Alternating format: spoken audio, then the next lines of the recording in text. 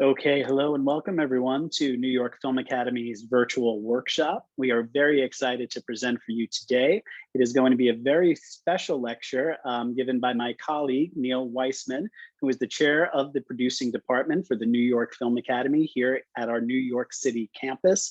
The lecture is going to be based on what does a producer do? So it's going to be very, very informative. Before I introduce Neil officially, I just wanted to say that my name is Roger Del Pozo, and I am the Senior Executive Enrollment Specialist here at the New York Film Academy. I have a very long-standing relationship with the All-American High School Film Festival. We've had many students who've attended the All-American High School Film Festival also attend the New York Film Academy, a fact that we're very, very proud of. I'm looking forward to being at the event this year in person again, as I am every year. I can't wait. There's so many amazing artists there.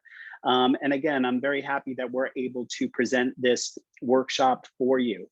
We will have a couple of other workshops as well over the next couple of months, so keep an eye out. We're going to be focusing on different disciplines. But without any further ado, let me welcome my colleague and friend, Neil Weissman, to the screen.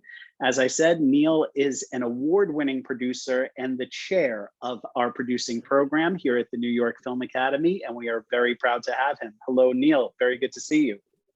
Thank you, Roger. Hi, everybody. It's nice to, I would say it's nice to see you, but I don't see anyone. So I'm just going to assume that you're out there somewhere. And I'll take it from there. Thank you, Roger. So you got it, Neil. I just as a means of introduction, I'll give you a little bit of my background. I am a native New Yorker. I got into film as an undergraduate at the University of Michigan in Ann Arbor. I initially wanted to write and direct films, and to that end, I moved to Los Angeles. I started my first job in the industry per se was working in the mailroom at CBS, a very kind of classic entry-level position. But in order to make films, because this was pre-digital, I did go to graduate school and have an MFA, a master's degree in film production from University of Southern California Film School. And I was very fortunate in a funny kind of way in that I made so many short films. I wrote and directed so many short films as both an undergraduate and a graduate student that by the time I got my master's degree, I realized I really did not want to direct as a career. What I really wanted to do was produce. I was very fortunate in getting a job with a very prominent independent producer by the name of Ed Pressman.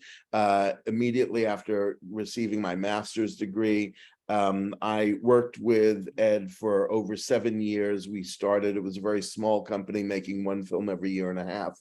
But we got really, really busy. And I became vice president of the company and wound up working on 16 films in the course of my time working with Ed. We made all sorts of movies. They were big studio movies like Oliver Stone's Wall Street, the film that Michael Douglas won his Academy Award for. We made a film called Reversal of Fortune, the film that Jeremy Irons won his Academy Award for, playing opposite Glenn Close. We made a movie with Catherine Bigelow, who famously went on to be the first woman to win the Academy Award for Best Director for The Hurt Locker. We made a film with her called Blue Steel. And then, we made movies like Masters of the Universe, based on the Mattel toy, starring Dolph Lundgren as He-Man and Frank Langella as Skeletor. So it was a wild mix of big studio movies, small, quirky, independent films. And it really was an education for me in producing. But then I got bored with Los Angeles, as you do.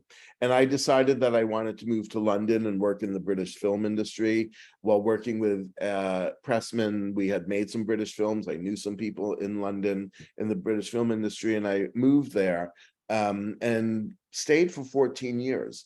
And had my own kind of independent producing career in London, where I was very successful. I made some television, some British television that were also Masterpiece Theater co-productions, so they were on public broadcasting here in the States. I made something called The Politician's Wife, which I won all these awards for. The BAFTA Award, which is the British equivalent of the Academy Award. BAFTA stands for the British Academy of Film and Television Arts.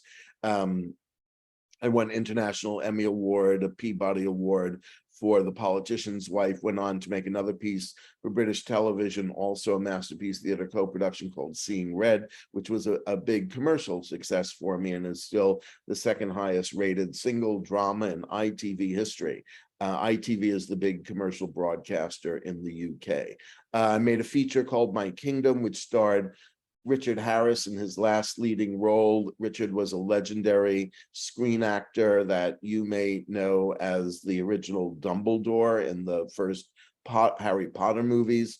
Sadly, Richard died a month before our movie opened in London. He was replaced by Michael Gambon in the subsequent Potter movies.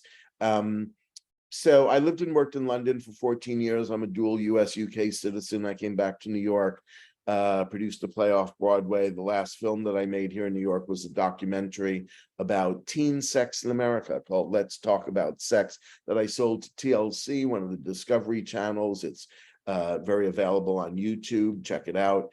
And I've been teaching all along, starting with guest lecture at the National Film and Television School outside of London.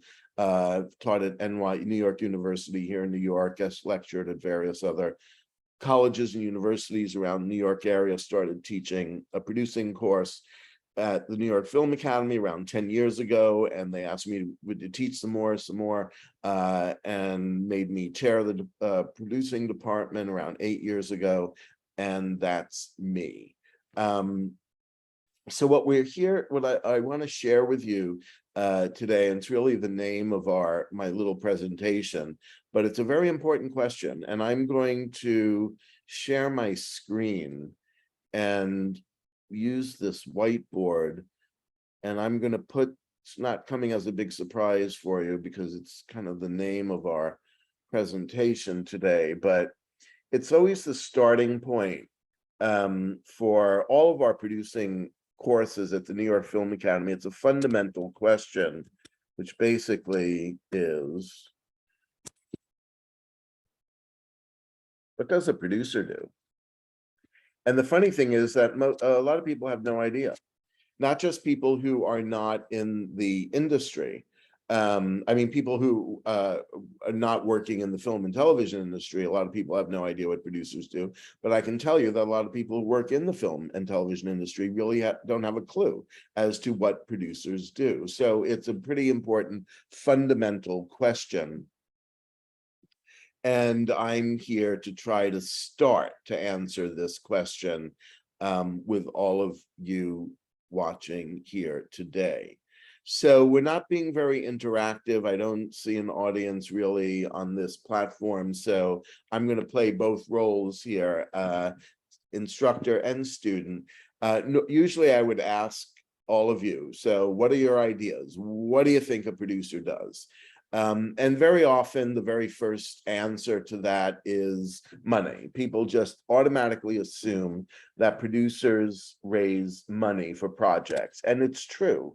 It is one of our fundamental tasks. I know there are many currencies around the world, but I'm just going to put these dollar signs up on the board. I think you all know what I'm referring to.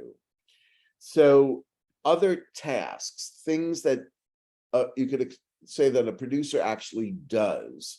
I'm trying to be very specific. So raising money, but then there's the allocation of money. How much money are we allocating to pay this person? How much are we allocating for this location? How much are we paying for this piece of equipment? That's going to be a budget, and that's an important task for a producer. Allocating this very important resource called money. But you know, there's another very important resource that we need to allocate when we make a film or television project, and that's time. And allocating time is going to result in a schedule. Other tasks that producers need to accomplish in the making of a project? Well, how about identifying a story, identifying an idea? That is going to be a very, very important task, because it takes a long time to make these projects.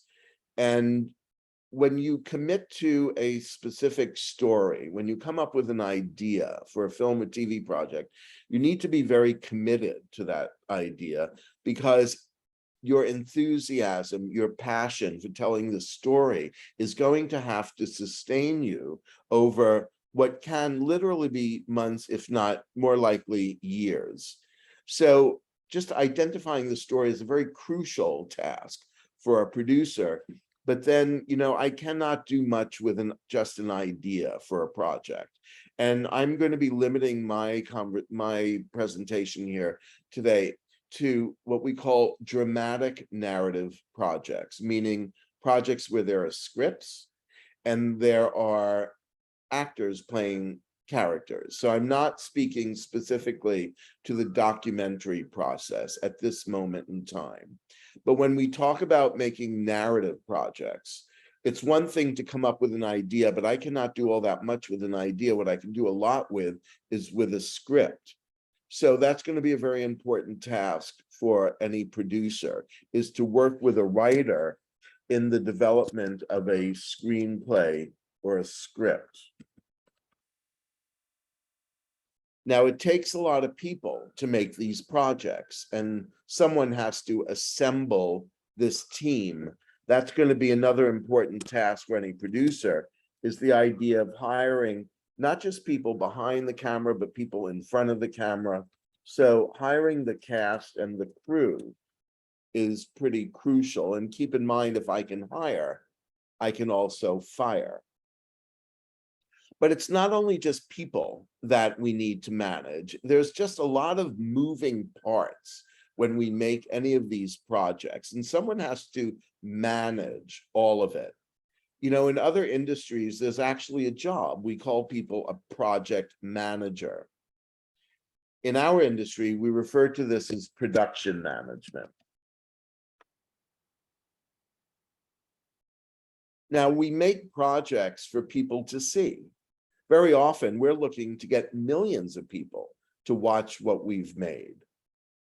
So I have to arrange to get my project in front of audiences, and that's going to result in distribution. But along with getting a project in front of an audience, I have to motivate an audience.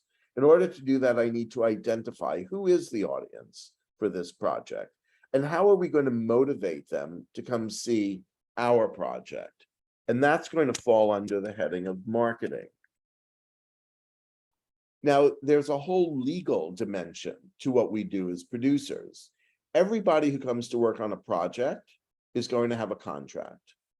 So, right, every person, every piece of financing, every bit of distribution, every location, every bit of equipment, it's all contracts, contracts, contracts. So while I'm not the lawyer, I need to be able to work with the lawyer, because ultimately I'm responsible. I'm signing those contracts. So I have to be very on top of, there's this entire legal dimension to what we do. And that will involve contracts, working with lawyers, etc. So this is a pretty good kind of, introduction as an answer to this all-important question: what does a producer do? This is not meant to be the complete, total, exhaustive list, but it gives you a pretty good start. But where I want to go, really, first and foremost, is to dispel confusion. There's always a lot of confusion regarding producers, because there are different kinds of producers. So, for example, you may have heard of someone who's referred to as a line producer. Perhaps you've seen that around. Maybe, I'm sure you've all seen at one point, oh, look, that person is referred to as an executive producer.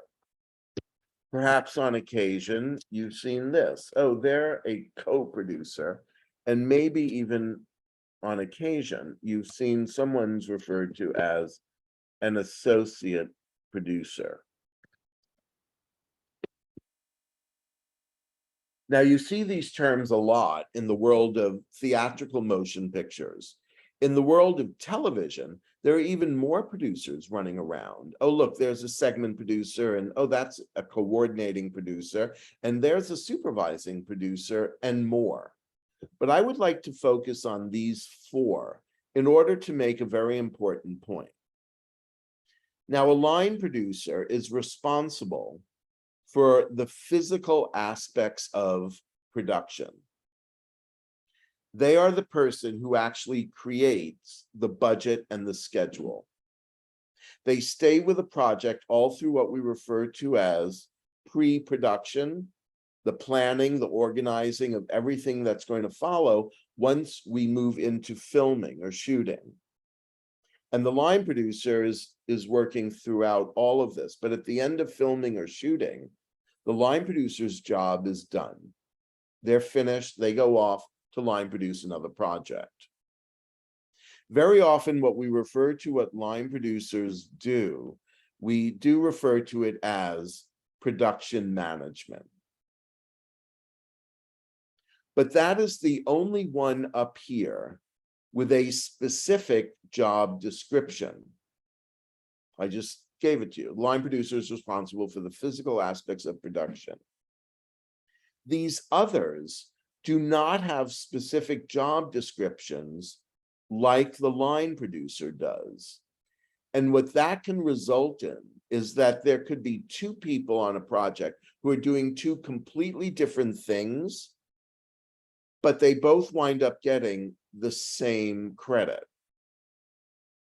Hence the confusion. For example, someone could come to a project with a whole bunch of money. Well, that's great because we need money to do what we need to do. So we're going to do some type of finance. We're going to negotiate a financing deal with this person. Okay, how much money are you going to put into the project? Now we can talk about when you're going to get your money back from the revenue that's generated through sales of the project. In the course of negotiating this financing deal, it's very possible this person will turn around at one point and say, you know, I'd like some type of producer credit on this movie. After all, I'm putting all of this money into this project. And we say, okay, you can be an executive producer. Now, a completely different person comes along and says, I would like to distribute your movie in North America through my distribution company. Excuse me. And we're like, great, okay, let's negotiate a distribution deal. How much are you going to pay for the right to distribute my movie here in North America through your distribution company? And how are you going to distribute my movie? And what are you going to do with the money that's generated as revenue through the sales of this project? What are you going to do with the money? In the course of negotiating this distribution deal, I can pretty much assure you that at one point, this individual is going to say, you know, I'd like some type of producer credit on this project. After all, I'm paying all this money. I'm going to be distributing your movie in North America. That's a pretty big, important market. Okay, you can be an executive producer. So we have two completely different people doing two completely different things, but they're getting the same credit. There is no specific job description for executive producer like there is for the line producer. Let's look at co-producer. So there are people who work in this industry as line producers, but when it comes to their credit, they say, you know, yeah, I'll line produce your movie, but you know, for my credit, I would like it to read co-producer. They think it looks nicer, you know, on the screen, line producer, the name, yeah, co-producer looks a little, you know, classier, a little fancier. We're like, okay, fine, not a problem. But now there are line producers who've been working a lot in this industry. They are very, very experienced line producers. And when they come to line produce, you know, your big budget movie, they say, yeah, I'll line produce this movie. But you know what? After years of working as a line producer and getting co-producer credit now, when I line produce a project, I get executive producer credit. I'm a very experienced line producer. And we're like, fine, not a problem. Do a good job. We'll call you whatever you want. Fine. Another example of co-producer. Now, I've been developing a project for a while now that is set in Madrid, Spain. What a nice city, right? If you've ever been to Madrid, amazing museums, great restaurants. It's a really great place. But when I get it all together, I get the money together, I'm going to go make this movie in Madrid. What I'm going to do is I'm going to work with a local Spanish film producer to work with me because I've never made a movie in Madrid. I don't know how it works. If you shoot on the street in Madrid, you have to get a permit. Where do you get a permit from in Madrid? Where do you find people to work on your crew? How much do you pay them? I have news for you. I don't even speak Spanish. So when it comes to doing the credits on that movie, I think I'm going to give my Spanish co-producer this credit. An associate producer, we tend to think of someone who's newer to the industry, someone who's kind of lower down on the ladder, lower down in the pecking order. So say, I'm a busy producer. I have a young person working for me who comes over to me one day and says, hey, Neil, read this book. I think this book would make a really great film. And I'm like, okay, thank you very much. And then I go and I read the book and I'm like, oh my God, this book would make an amazing film.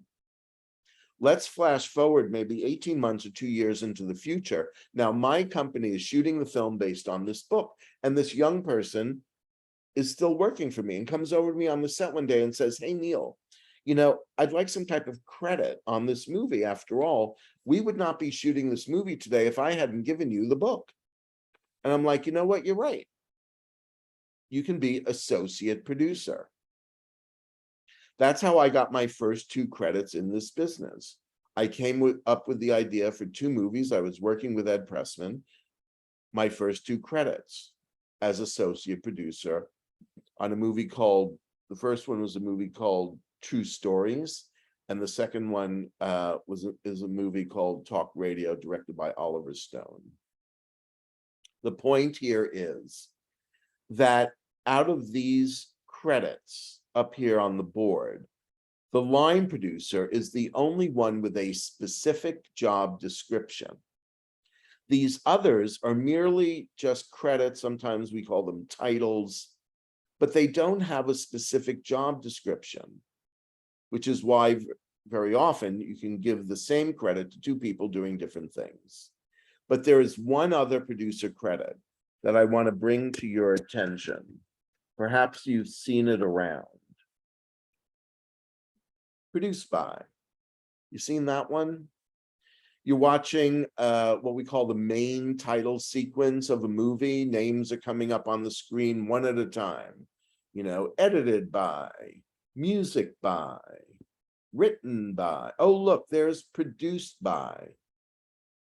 Or you're looking at a movie poster and you see that clump of names at the bottom of any movie poster. We refer to that, we call that the billing block. And right there towards the end of the billing block, right before written by and directed by, oh, look, there's produced by. This refers to the person that we call the creative producer. And that's what I am and have been for the better part of 30 years. And when we answer this question, what does a producer do? Certainly in all the producing programs at the New York Film Academy, we're answering it from the perspective of what does the creative producer do? So I'm going to assume, I may be right, I may be wrong, that most, if not all of you, have seen the Academy Award ceremony broadcast on television, the Oscars. You're watching the Oscars and everyone's waiting. What's going to win the big one? What's going to win Best Picture? Well, the person or people who get up to accept the award for Best Picture is the person or the people who get this credit, produced by. That's our award, Best Picture. And yes, I know these days, everyone and anyone has anything to do with the movie gets up on that stage. But the person or people who get to take home that shiny gold statue with their name engraved on it, that's the person or people who got produced by credit. So very often people say, oh, well, that's very nice, Neil, but like, what do you actually do? And sometimes I answer that question by saying, if you think about making a project as going on a journey with a beginning, a middle, and an end, and you could say that really about any project, an educational project, an art project. But if you think about making a film or television project as going on, let's say, a train journey, what do I do as the creative producer? I'm the first person on that train, and I'm the last person off. So making a film or television project takes a lot of people. It all starts with the writer. This is the writer here. Writers are very skinny, they're very thin, they're neurotic, they don't eat a lot. That's a joke, you can laugh. Very often it takes more than one writer to get a script to where we want it to be. Well, we need a director. Here comes the director. We're going to need a budget and a schedule. So here comes the line producer. And now we start to raise money. So here come financiers and investors and distributors or broadcasters. We raise the money that enables us to go into what we call pre-production. Now, a whole bunch of people come to work on a project. Here comes the production manager and a production supervisor and a production accountant. Cannot do much without a production accountant. And there's a casting director and a production designer with the entire art department team.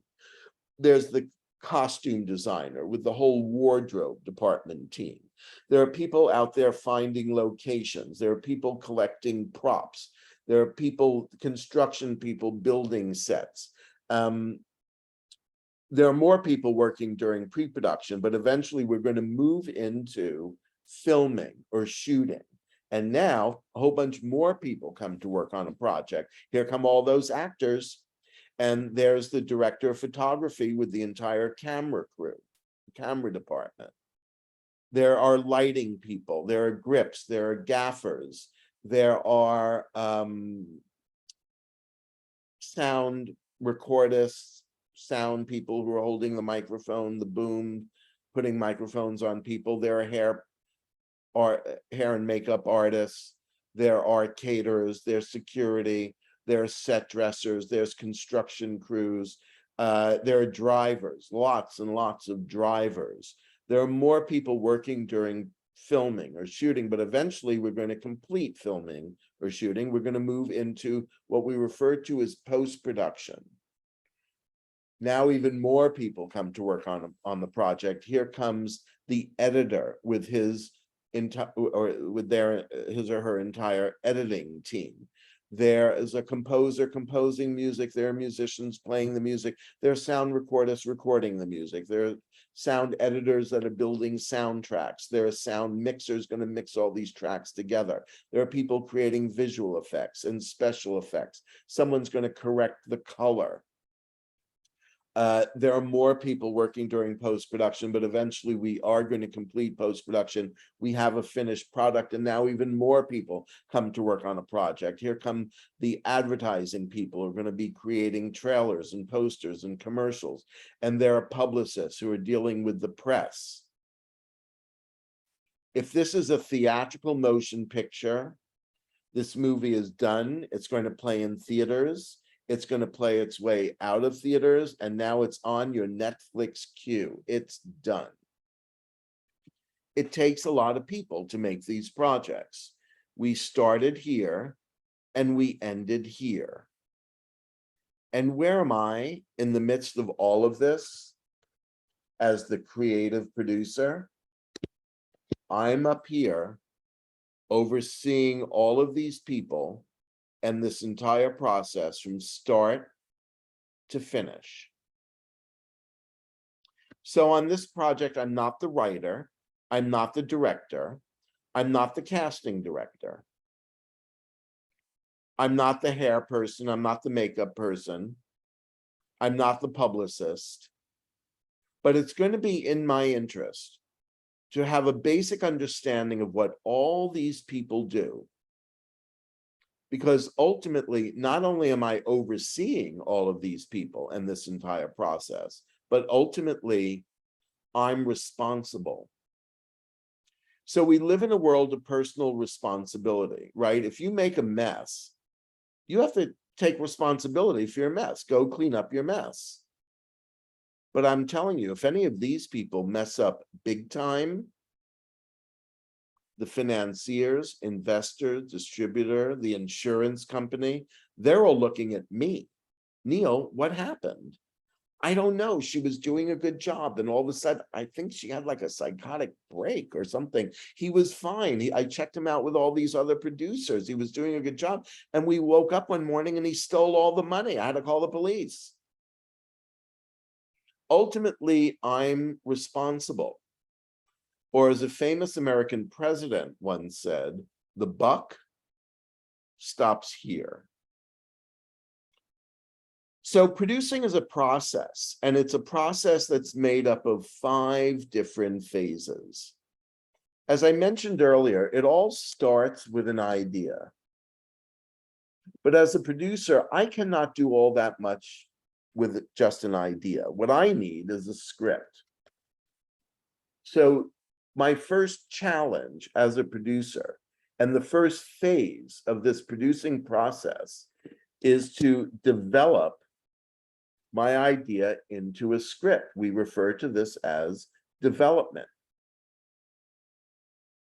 And getting a script to where it needs to be very often can take months, if not years.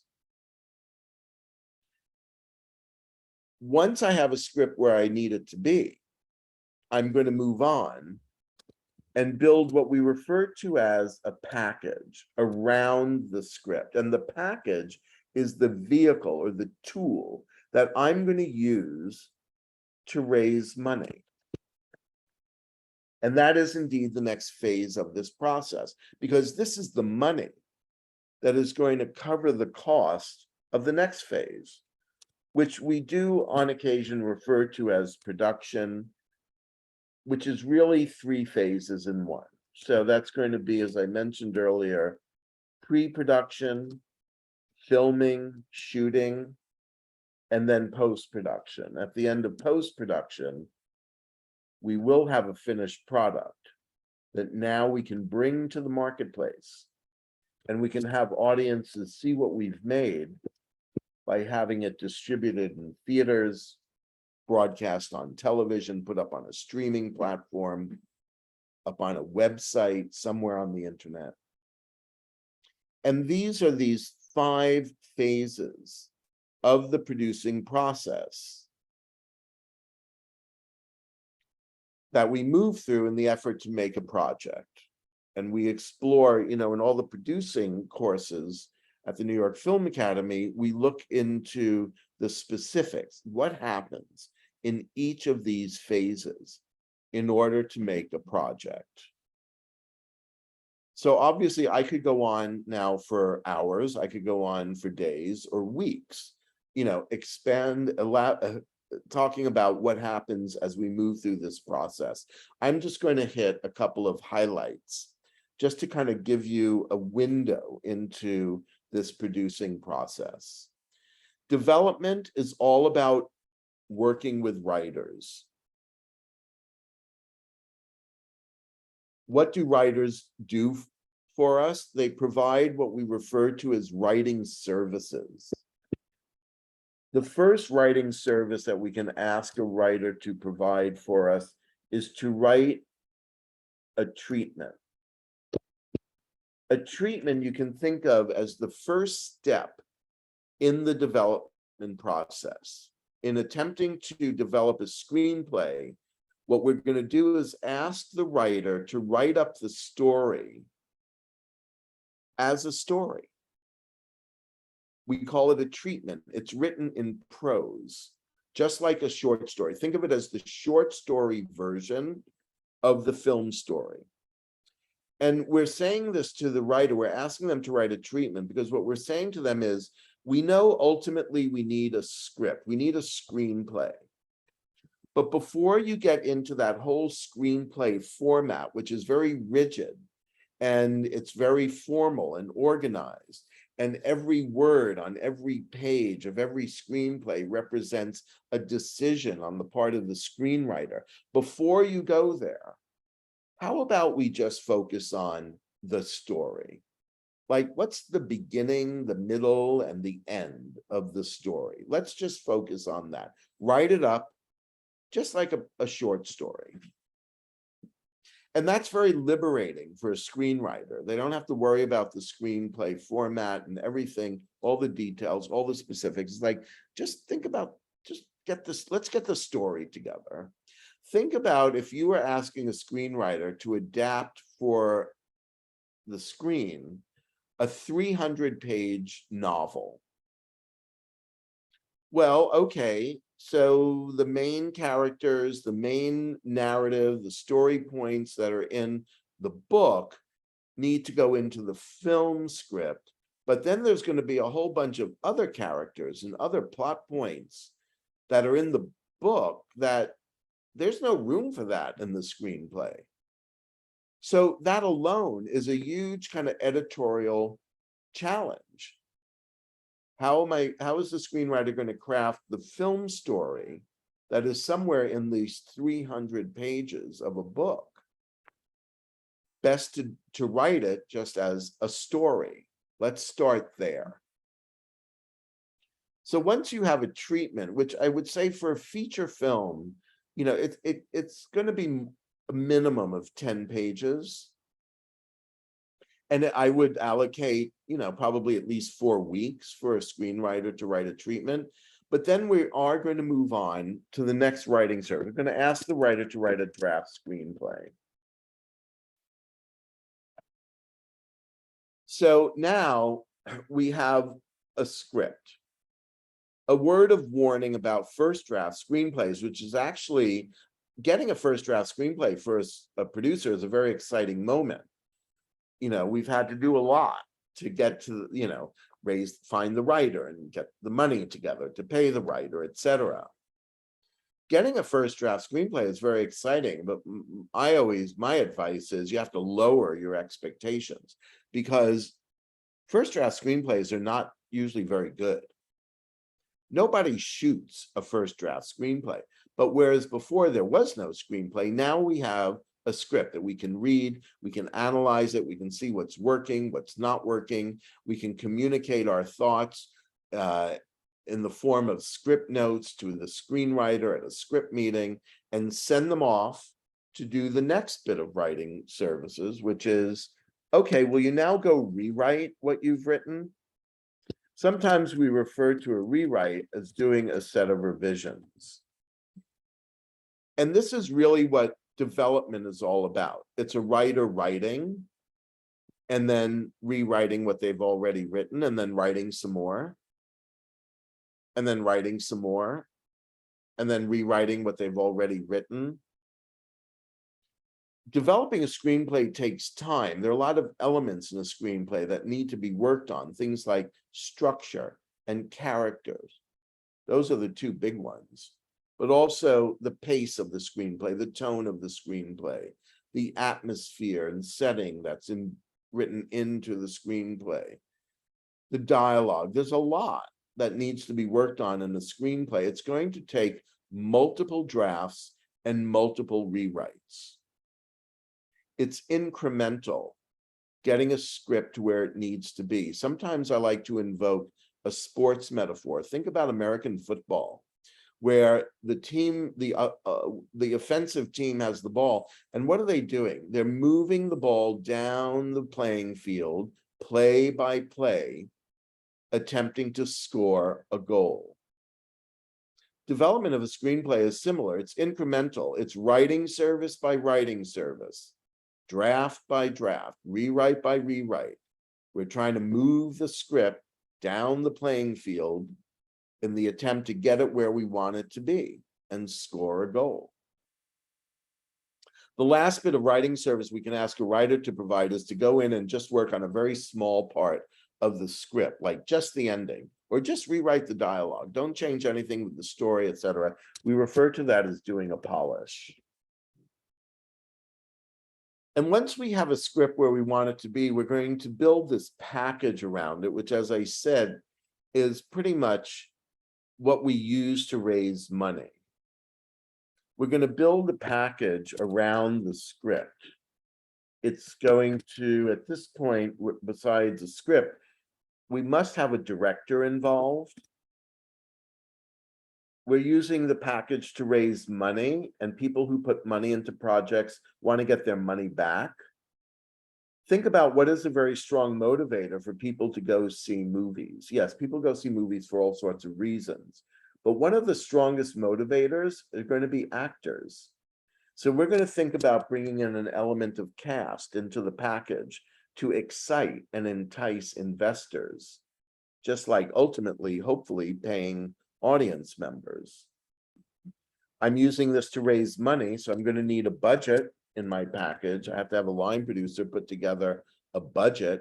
So when I bring a package to a potential investor, they say, well, how much is this thing going to cost? I'm going to say, well, here's the budget. This is exactly how much it's going to cost. But, you know, very often we're trying to raise large sums of money for these projects, millions of dollars. So what I need to do is to come up with a plan. How am I going to raise all this money? I need to come up with a finance plan for myself, let alone anyone with any potential financial interest in the project. They want to know, Neil, how are you going to raise all this money? What's the plan? In a similar vein, they want to know, well, who's this audience that's going to show up, you know, pay money so I can get my money back here? To that end, I'm coming up with a marketing plan. The potential investors, financiers, they deserve to know. This is who I think the audience is, and here are some strategies that I've thought of, ideas to get this audience to come see this project. So they'll buy tickets so you can get your money back. In a similar vein, any investor, they want to know, well, where are these people going to see this movie? So I'm going to come up with a distribution plan. Here are my ideas for how we're going to get this in front of these people. Ultimately, it might be my long-term plan to outsource the marketing and distribution of my project. Yeah, I'm going to have a movie studio market and distribute my movie. But here I am putting this package together, raising the money to cover the cost of production. So these potential investors, they deserve to know, well, this is your project, Neil. You came up with this idea. Who's the audience? How are you going to get it in front of them? And then the last item in any package is, because we're raising money, which for something that is commonly thought of, we think of movies and TV projects as visual experiences, right? Even though sound is 50% of it, we often think, okay, did you see that movie? Did you watch that television show? So if we're raising money for what is commonly thought of as a visual experience, we're going to put some visual element into the package. And we refer to this as a lookbook. Some visuals that, again, will excite investors, give them an indication of where we're heading in making this project. And this is where producers can get very creative. There's no set definition of, you know, what makes the best lookbook. I mean, these are going to be two-dimensional images, because look at everything else that's in this package. These are all words and numbers on paper. So they are going to be two-dimensional images. From, every producer has their own philosophy, or, when it comes to what makes the best lookbook. For me, I always think that slightly like images that give an indication of the atmosphere of the movie I want to go make, the mood of the film I want to go make, maybe to evoke an emotional response from whoever is looking at this lookbook that would be similar to the emotional response that I want from the audience when they're looking at the finished film. So I veer towards slightly more abstract images.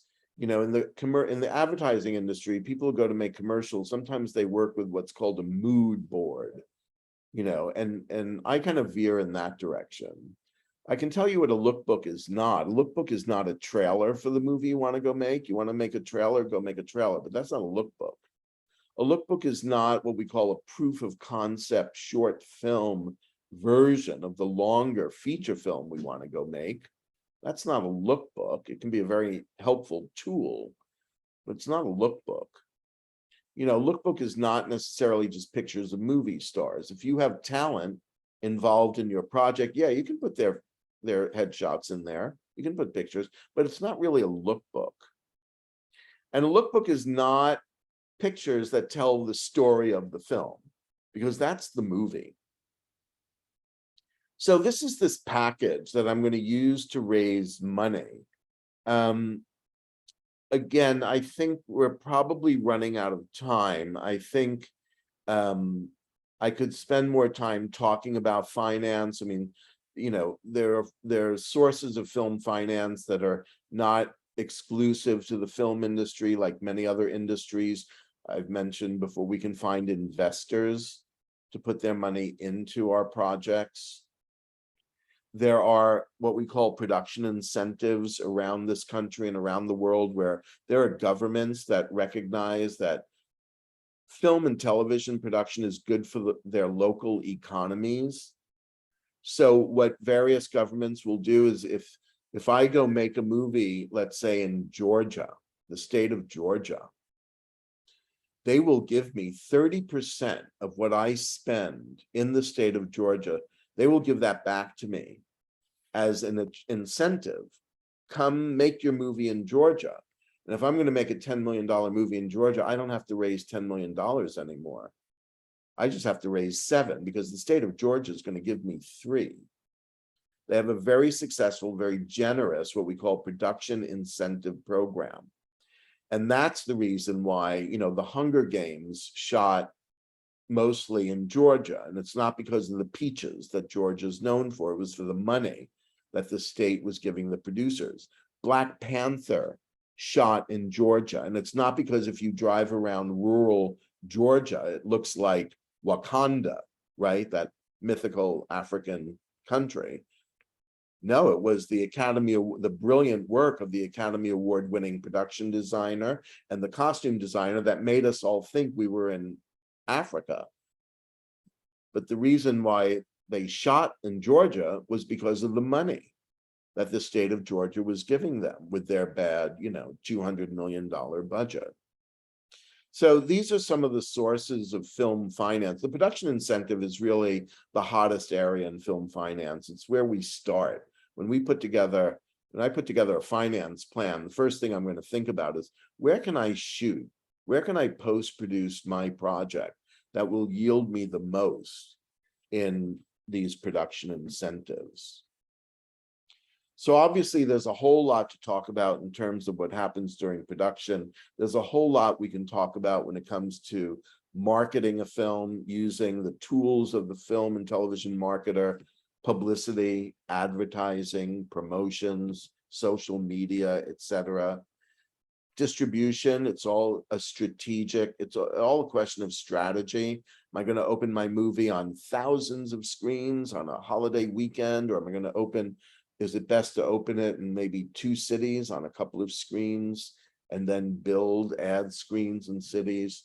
These are all strategic decisions that go into the marketing and distribution of a project. But I kind of think that we're coming to the end of our time. I don't know if there's anybody out there who may have a question for me. I see there are people out there. Look at that. I'm going to stop sharing. Or I guess I don't need to because I can't see you. So we could just leave this up here. So what does Viviana has to say? It's difficult to walk onto a set right out of high school. That's true. What should a student do to get their foot in the door? Many say working as a PA, but is that all? Well, this is not going to come as a big surprise to any of you, but I am a very strong believer in film education. I really think you want to study the craft. You want to know what producers do. You want to, in our producing programs, I was talking earlier about all the people it takes to make a project and how it's in the producer's interest to have an understanding of what all these people do. So in our producing programs, for example, at the New York Film Academy, you get a lot of producing classes, and there are many different kinds of, classes having to do with what the producer does. But we also teach all of our producing students, they get classes in the crafts of filmmaking, right? So directing and writing, a lot of writing and editing and sound and camera and lighting, all of it. Because as a producer, you want to have a basic understanding of what all these people who come to work on your project, what they do. So I'm a very big believer in film education. Before you enter the industry, you want to know your craft. You want to have already, learn these skills, these tools, gain the knowledge and apply them to making projects. It's one thing we do in the producing programs. In the one-year producing program, students are making a project every 8 weeks and applying what they're learning to real projects. So I'm a big believer in that. What we do in the one-year producing program, the New York Film Academy, and you can go on and finish a bachelor's degree and a master's degree after this program, incorporating the program, but we also have an internship component. So that's obviously getting real world experience in the industry is extremely valuable. But we've had a number of our students who will then, parlay their internships into full-time jobs. There's no guarantee, but it's a way to kind of ease into the industry, as a real intern. So I'm a big believer in that. Let's see, we have another question. What's the best way to reach out to you if they have an idea of the screenplay? And are there any red flags? Well, let me say this, that, most production companies, producers, production companies, studios, networks are only going to accept material from an agent, from an authorized representative, someone who works in the industry, who represents writers, other producers, etc. Because otherwise it gets into a very dodgy, kind of dangerous security situation if people just send scripts and then lo and behold 2 or 3 years down the line I'm making a project that someone says, well, hang on a minute, I sent you a script with that exact same story, you stole my idea. And I'm like, I didn't even read your script. So it's like, I don't know what you're talking about. So we can't just accept unsolicited material. But again, that's another value of film education, because you're going to be making projects, you're going to be screening your projects. You can write scripts, you can have them made, they can be screened at, graduation screenings, etc., where we do invite you can show the industry what you've made. In terms of red flags, I mean, I don't know how to answer that question. What I can say is, people often ask me, so what do you find interesting? Like, how do you choose projects? I'm going to stop the share here. I have to be very passionate about a story. And yeah, and someone could bring me a story, someone could bring me a book, someone could tell me about someone's life, but I have to feel very, very passionate about the story. It goes back to what I said earlier, which is it takes so much, I learned this early in my career, it takes so much time to make these projects. that if I commit to a project, I'm going to have to be really, really passionate about it, because that passion is going to have to sustain me over years. So, what am I interested in? It's kind of curious that over the course of my career, and I only made one documentary. All of my other work is what we call dramatic narrative projects with scripts and actors playing characters. But I've always been drawn to real life stories. I think almost every project I've made, there was a real story behind the film idea. That's just me. I'm just attracted to those kinds of stories. But obviously every producer has their own taste and their own, set of interests and curiosities. That's what I've got to say about that. What I will do, if you're interested in, I know Roger is here to, can give you information about the New York Film Academy. For those of you who are present, and if you can, wait, how do I get this into, Charlie, if I put something, how do I put do I do under everyone, my email? I'm happy to share.